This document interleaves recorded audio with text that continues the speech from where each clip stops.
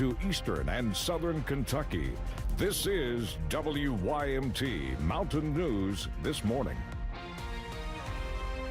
Good morning. Happy Monday, Mountain family. I'm Amelia Lee here with you on this October 13th at 6:07 this morning. And time for a check of our weather with meteorologist Eric Dean. Eric, our friend the fog is back out today. Yes, it is. We are seeing the temperatures and the dew points so close together. Take a look here on Black Mountain. This is in Harlan County, 24 miles east of Harlan.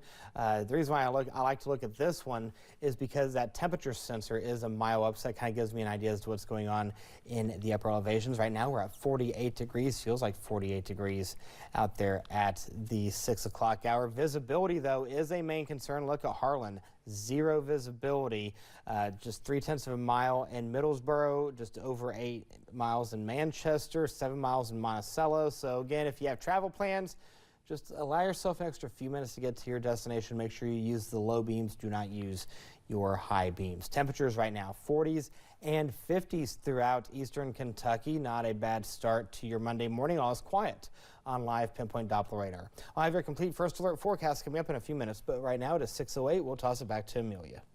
Thank you, Eric. A historic day in Israel as the first group out of the 20 remaining living hostages taken by Hamas 2 years ago are making their way home. President Donald Trump is in Israel this morning to meet with the families and address the country's parliament. Later, he heads to Egypt for a peace summit. Meanwhile, thousands have returned to Gaza since the ceasefire began last Friday. CBS's Bradley Blackburn has more from New York. This is the first glimpse of freedom for the remaining Israeli hostages, released after enduring 2 long years in captivity. Israeli Prime Minister Benjamin Netanyahu said the historic moment marks the beginning of a new path of building and healing. In a place that has been dubbed Hostage Square in Tel Aviv, jubilant crowds came together to celebrate. President Trump landed as Israel and Hamas marked day 4 of the ceasefire to meet with family members of the hostages and to address the country's parliament. The war is over, okay? You understand that? Everybody is happy, and I think it's going to stay that way. The president will later chair a summit in Egypt with other world leaders to discuss next steps, including the creation of a multinational peacekeeping force in the region. Palestinian leader Mahmoud Abbas is also expected to attend. After the Israeli hostage release Monday morning, hundreds of Palestinian prisoners were also set to be released as part of the swap. Since the fighting stopped last Friday, thousands have returned to northern Gaza to find their homes in ruins. Amal Abu Rabia's entire neighborhood was flattened. She says, "I never imagined this level of destruction. There is nothing left." Dozens of trucks carrying humanitarian aid surged into Gaza Sunday, with hundreds more expected in the coming days. Bradley Blackburn, CBS News, New York. President Donald Trump is the 4th U.S. president to speak before Israel's parliament. Former President Jimmy Carter, Bill Clinton, and George W. Bush also gave addresses to the body. In Washington today, the capital city's landmarks are closed for the federal holiday, but with the shutdown closed is now status quo. On Face the Nation Sunday, both sides stood firm. More than 4,000 federal workers were sent termination notices last week, and hundreds of thousands, like Seton Parsons, have been furloughed. He was volunteering at a food pantry over the weekend while facing a squeeze himself.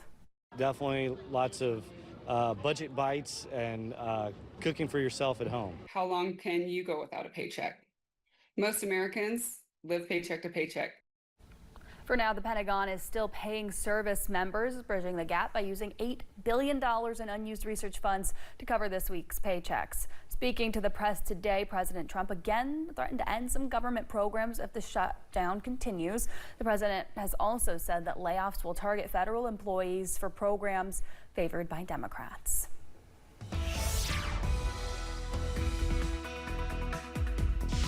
All right, current time is now 6:11. Take a look at the temperatures outside. We're seeing temps in the 40s and 50s right now, so a chilly start to your Monday morning. A light jacket or a sweater may be needed as we go throughout the next a couple of hours. Patchy fog is the main concern as well. Here's a look at live pinpoint Doppler radar. All is quiet right now, and this is going to be the trend as we go throughout the next few days. On the hour-by-hour forecast, of which you can find on the WYMT First Alert weather app, we'll see partly cloudy skies till we get into the afternoon hours. Then we'll see plenty of sunshine. Highs today will make it into the low 70s. Amelia. Thanks, Eric, and thank you so much for joining us on Mountain News this morning at 6:12.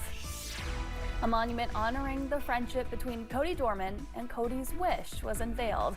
We'll have those details coming up.